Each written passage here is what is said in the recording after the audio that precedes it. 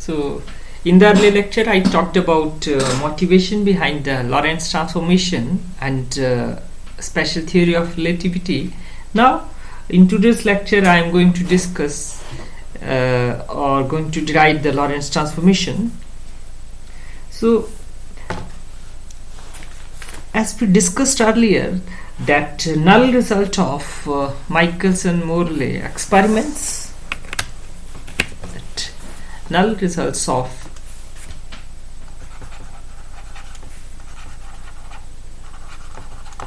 Michelson-Morley experiment and need of modification of Galilean transformation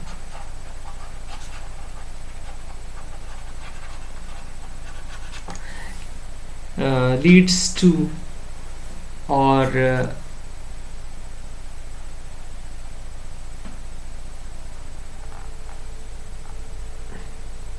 this leads to the a requirement of new transformation, new type of transformations,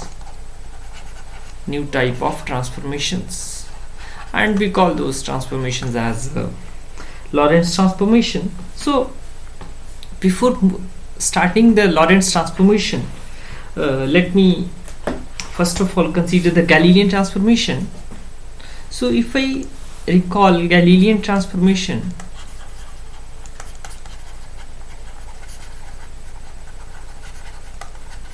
means consider a two frame of references. There is one frame of reference, there is another frame of reference.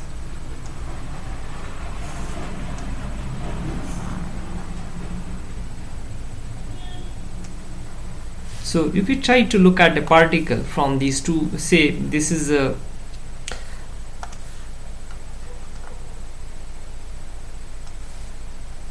x-axis, this is y-axis, and let us call it as z-axis, and say it is primed summation. So sorry, it's a primed frame, say it is x prime, it is y prime, and say it is z prime, and it is a s frame, and let us call this as a s prime frame, and this frame is moving along this direction with velocity v. It's a uniform velocity, it's moving along x-axis, and say there is some observation point, it's somewhere here in the space, or and say it is represented like this.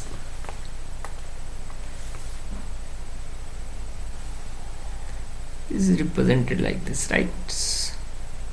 And like this. From this frame of reference it was shown like this. So now this is one and this is another. So in S frame of reference, this is represented by x, y, z and t, this p point, and in primed frame or in moving frame, this can be represented like this: x prime, y prime, z prime and t prime, and say it is O and it is O prime. This is the origin. So as we have discussed that according to Galilean transformation, these coordinates are related to each other in both the frame of references. That is, x prime can be written as x minus pt, y prime written as y, and z prime can be written as z, and t prime is equal to t. So these are the Lorentz transformation. And if I take derivative on both sides, so if I take derivatives, then I can say that v prime or vx prime is equal to vx minus v. Here vy prime is equal to vy and vz prime is equal to vz. So the modification we observe only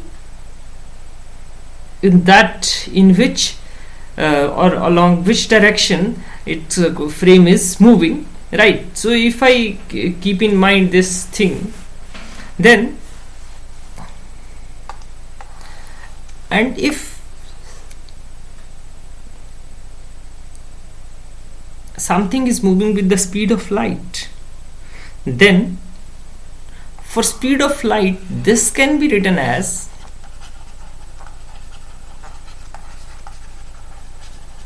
say it is C prime is equal to C minus V, right? That's what we are getting. But if we keep this in mind, then we can say that according to this equation and this equation is according to Galilean transformation, and according to this equation that speed of light is not constant, that C is not constant in all frame of references. In one frame of reference its velocity will be different, in another frame of reference its velocity will be different. So that means there is some flaw in this, or according to this transformation. So that means what Lorentz considered to overcome this difficulty. So what Lorentz did, he assumed that x prime must be proportional to x minus bt but not equal to x minus bt, and let us call that proportionality as gamma x minus bt. That's what Lorentz started with this, and then he arrived at a very interesting transformation, and later on those transformations are known as Lorentz transformations, right? So for that, let me again consider the same coordinate axis, and let us assume that means, now let me proceed to derive this Lorentz transformation. So this is our diagram which I am considering here. It will remain the same. Now let us proceed as follows. So to derive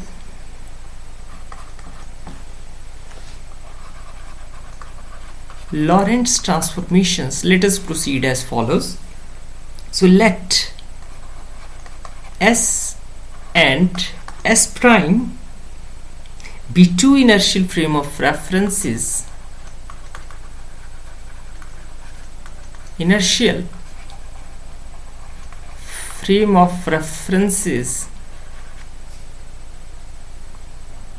and let be two frame of references, and S prime is moving with velocity v,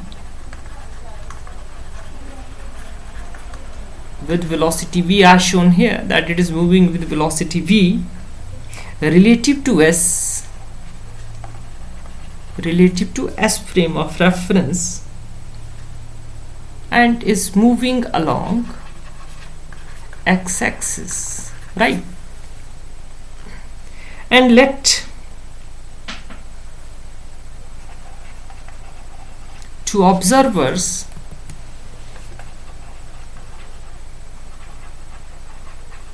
O and O prime observe any event P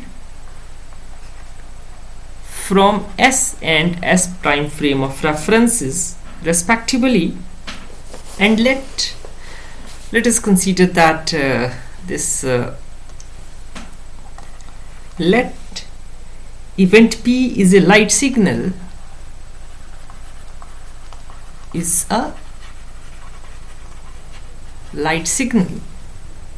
produced at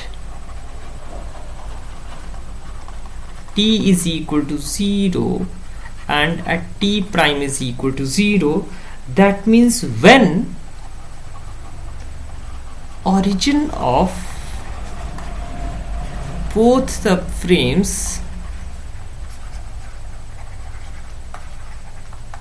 coincide, right? That's what we are assuming here. So that means when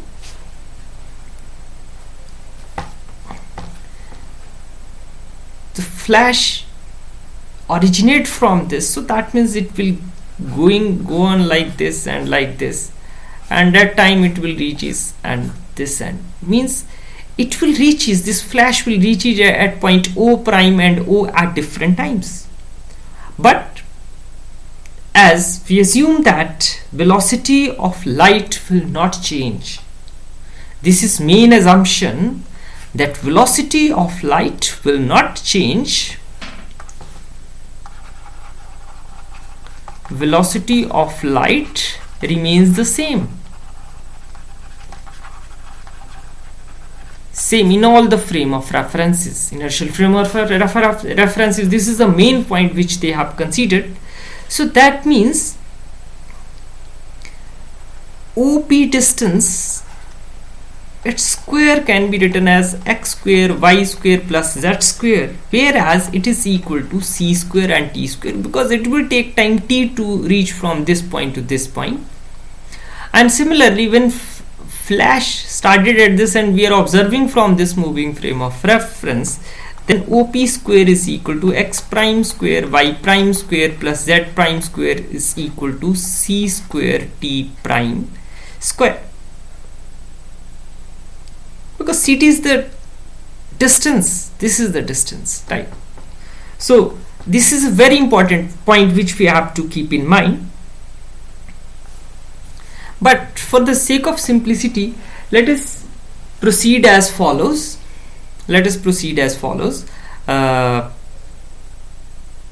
Means we will consider a very simple case to derive Lorentz transformation.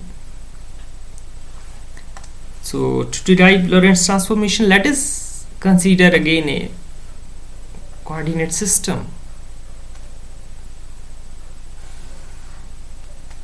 This is the coordinate system which we are considering.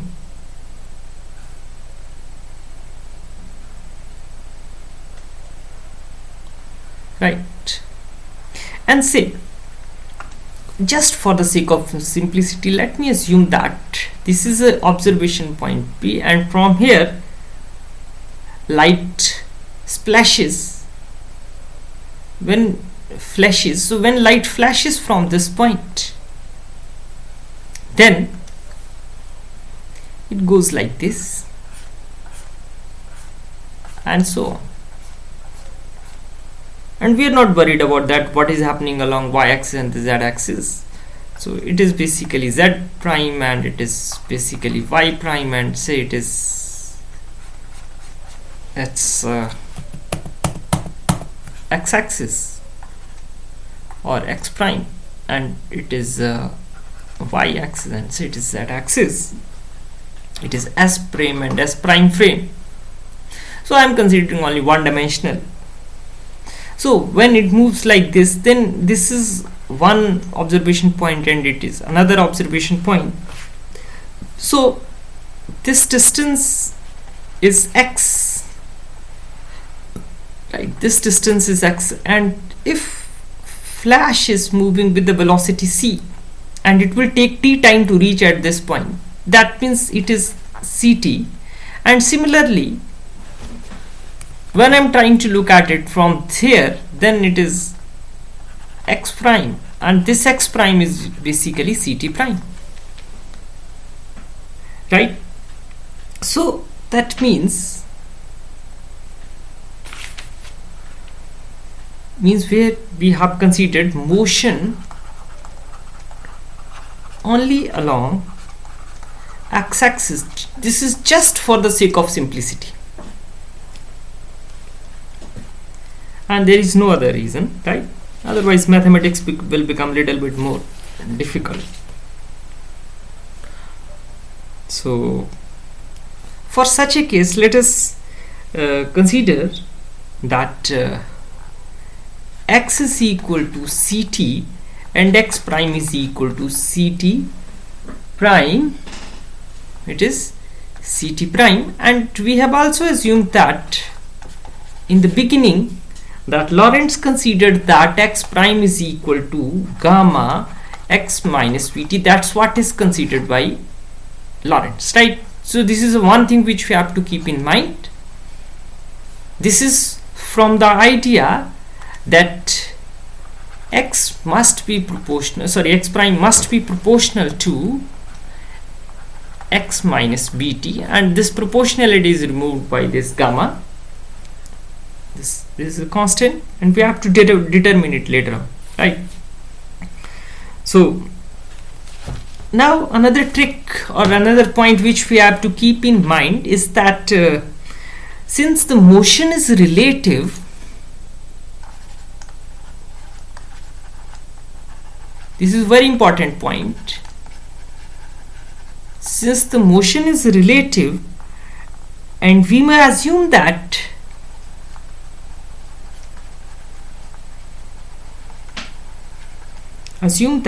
S is moving relative to S prime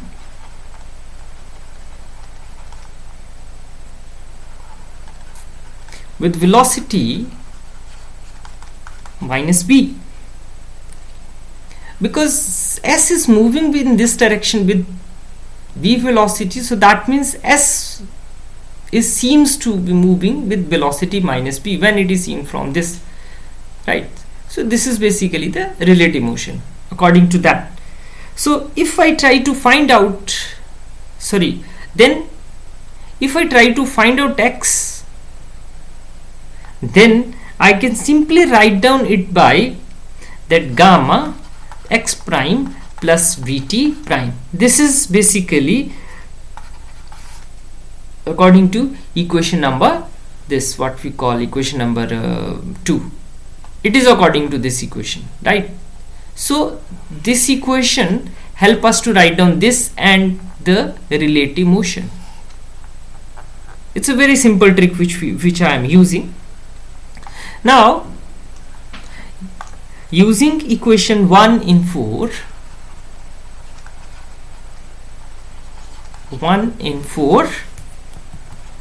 so if I use equation 1 in 4, then I can write down that x is equal to gamma x minus vt. It is the value of x prime and plus vt prime. Now my motive is to calculate value of this, what we call the value of this t prime from here.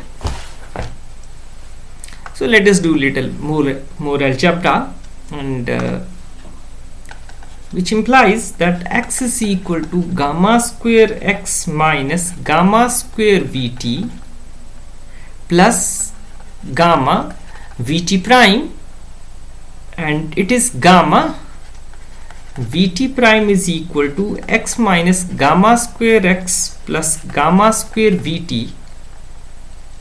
So from here I can write down t prime is equal to x over gamma v minus gamma x over v plus gamma t.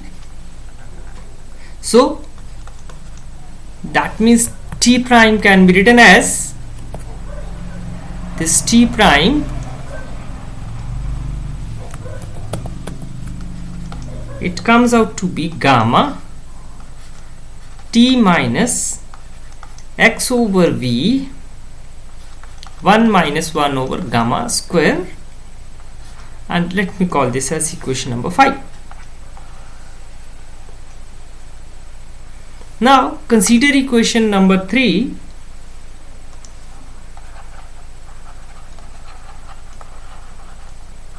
Consider equation 3. So if I consider equation 3, that x prime is equal to ct prime, then gamma x minus bt, it is its value, is equal to c, and the value of t prime I can put it from here. So it is gamma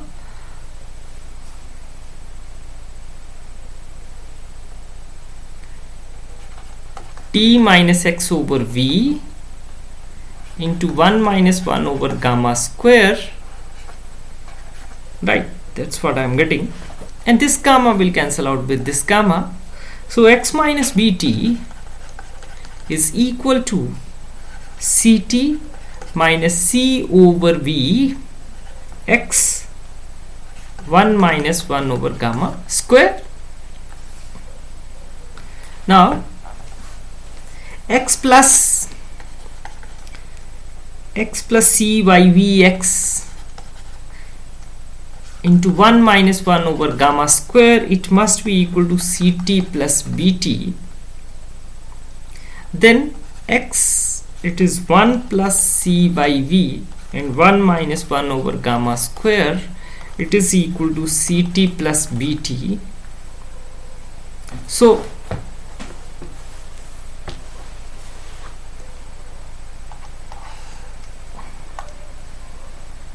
then it is x 1 minus c by v 1 minus 1 over gamma square equal to ct can be taken outside, so it will be 1 over v by c. It can, this is basically by taking ct common from here. Then it here from I can write down this x is equal to ct 1 minus v over c whole upon 1 minus, sorry, not minus 1, it is plus, so 1 plus c by v and 1 minus 1 by gamma square, right? That's what I'm getting.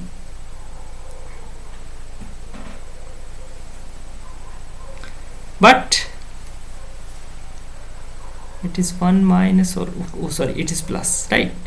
But as I know that this x is equal to ct, as we know from equation number 2, so that means if x is equal to ct, that means this part must be equal to 1. So therefore 1 plus v by c upon 1 plus c by v 1 minus 1 over gamma square, it must be equal to 1, which we have to keep in mind. So that means 1 plus v by c must be equal to 1 plus c by v 1 minus 1 over gamma square, right? This 1 will cancel out with it.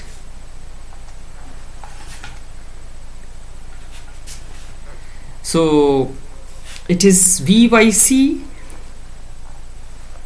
which implies it is v over c minus c by v, it is equal to minus c by v 1 over gamma square.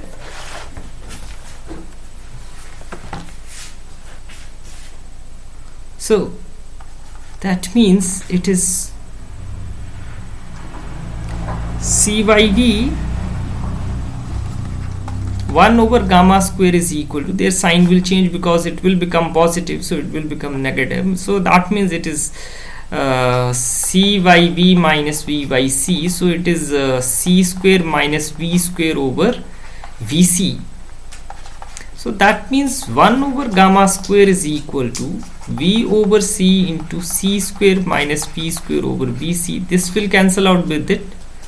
Then I can write down it as equal to 1 over gamma square is equal to c square minus v square upon c square.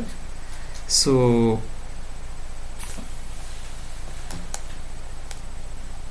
it is 1 minus v square over c square. So that means 1 over gamma square is equal to 1 minus v square over c square. So that means gamma square can be written as 1 over 1 minus v square over c square. So that means gamma is equal to 1 over 1 minus v square over c square under the root. So that means in this way we can calculate the value of this gamma, and it is unknown to us, right? So if I use this value of gamma, x prime can be written as that, as I know that this x prime is equal to gamma x minus bt, and the value of gamma is equal to 1 over 1 minus v square over c square under the root. So if I put its value, then it will be equal to x minus bt upon 1 minus b square over c square under the root. So this is a way. So this is a way that x prime can be written. Also we know that y prime is equal to y and z prime is equal to z, because frame of reference is moving along the x-axis.